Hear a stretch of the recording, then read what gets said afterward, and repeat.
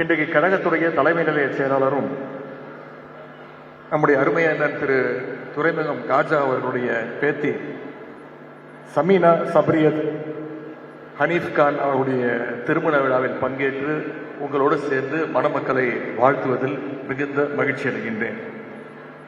முதல்ல நம்முடைய அத்தனை பேர் சார்பாக மணமக்களுக்கு நம்முடைய வாழ்த்துக்களை நான் தெரிவிச்சுக்கிறேன்.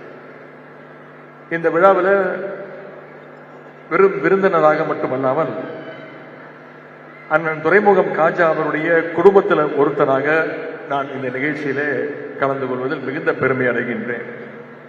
நம்முடைய கழக தலைவர் அவர்கள் இந்த திருமண விழாவை தலைமையேற்று நடத்தி வைப்பதாக இருந்தது. இன்றைக்கு கழக தலைவரின் சார்பாக நாங்கள் இந்த திருமண விழாவிலே கலந்து கொண்டிருக்கிறோம்.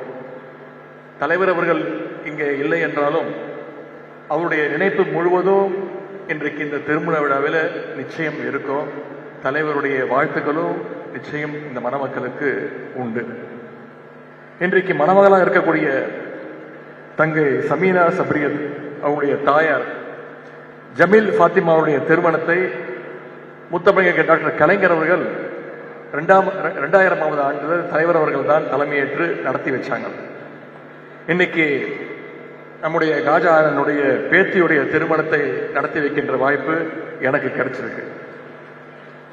நம்முடைய கழகத்துடைய தலைமை நிலையம் அண்ணா அறிவாலயத்துக்குள்ள யார் நுழைய வேண்டும் என்றாலும் யார் உள்ள வரணும்னாலும் அவங்க முதல்ல 2 பேருடைய பர்மிஷனை வாங்கணும். ஒன்று அண்ணன் திரு பூச்சி முருகன் அவர்கள், இன்னொன்று நம்முடைய துரைமுகம் காஜா அவர்கள். இவங்க 2 பேர் நினைச்சா மட்டும்தான் அண்ணா அறிவாலயத்துக்குள்ள யாராக இருந்தாலும் நுழைய முடியும். அதனாலதான் நம்முடைய தலைவர் அவர்கள் அடிக்கடி சொல்வார், அண்ணன் துரைமுகம் காஜா அவர்களும் அண்ணன் பூச்சி முருகன் அவர்களும் அண்ணா அறிவாலயத்துடைய 2 தூண்கள் என்று பெருமையோடு குறிப்பிடுவார். இன்னொரு முக்கியமான விஷயம், 1989 துறைமுகம் தொகுதியில் நம்முடைய முத்தமிழர் டாக்டர் கலைஞர் அவர்கள் போட்டி போட்டு ஜெயிச்சார். அப்போ டாக்டர் கலைஞர் அவர்களுக்கு எதிர்த்து நின்ற வேட்பாளர் யாருன்னு பார்த்தீங்கன்னா அண்ணன் துரைமுகம் காஜா அவர்கள் தான்.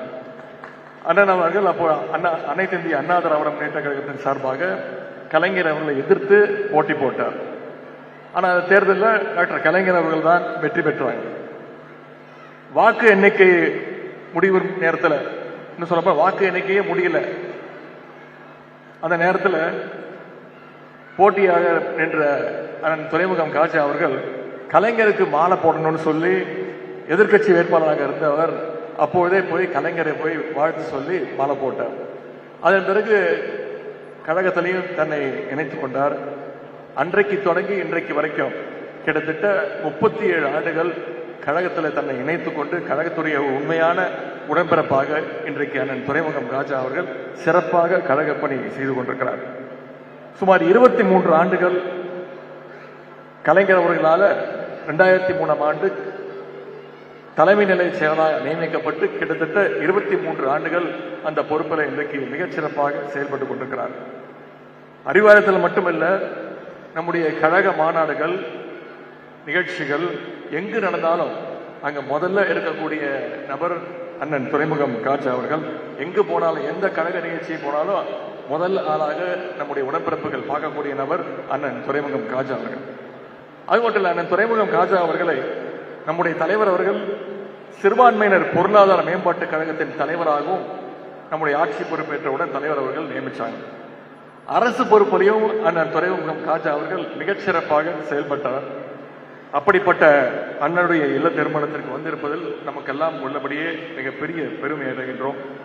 இந்த விழாவில் இஸ்லாமிய பெருமக்கள் பல பேர் கலந்து கொண்டிருக்கிறீங்க. இன்றைக்கு நாட்டில் என்ன நடக்குது என்பதை நீங்க அத்தனை பேரும் பார்த்து கொண்டிருக்கிறீங்க. என்ன நடந்தாலும் இன்னைக்கு சில பேர் சோஃபா வந்த உடனே நம்மளை விட்டுட்டு போயிருக்காங்க.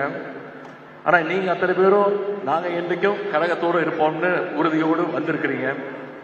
ஏன்னா இஸ்லாமியர்களுக்கும் கழகத்திற்குமான அந்த உறவை யார் நினைத்தாலும் பிரிக்க முடியாது. யார் என்ன சொன்னாலும் எந்த அவதூறுகளை பரப்பினாலும் சிறுபான்மை மக்களுக்கும் இஸ்லாமியர்களுக்கும் கழகம் என்றைக்குமே ஒரு காவல் அரணாக நிச்சயம் உங்களோடு நம்முடைய தலைவர் அவரும் திராவிட முன்னேற்ற கழகம் நிற்கும் என்று கூறிக்கொண்டு, இப்பொழுது ஏற்பட்டிருக்கக்கூடிய இந்த அரசியல் பேரிடர் காலத்திலையும் நம்முடைய தமிழ்நாட்டை, நம்முடைய திராவிட முன்னேற்ற கழகம், நம்முடைய தலைவர் அவர்களும் நிச்சயம் உங்களுக்காக நின்று காப்போம், அதை நாட்டை மீட்போம் என்று கூறி மணமக்களுக்கு மீண்டும் உங்கள் அத்தனை பேரின் சார்பாக என்னுடைய வாழ்த்துக்களை கூறி விடைபெறுகின்றேன். நன்றி, வணக்கம்.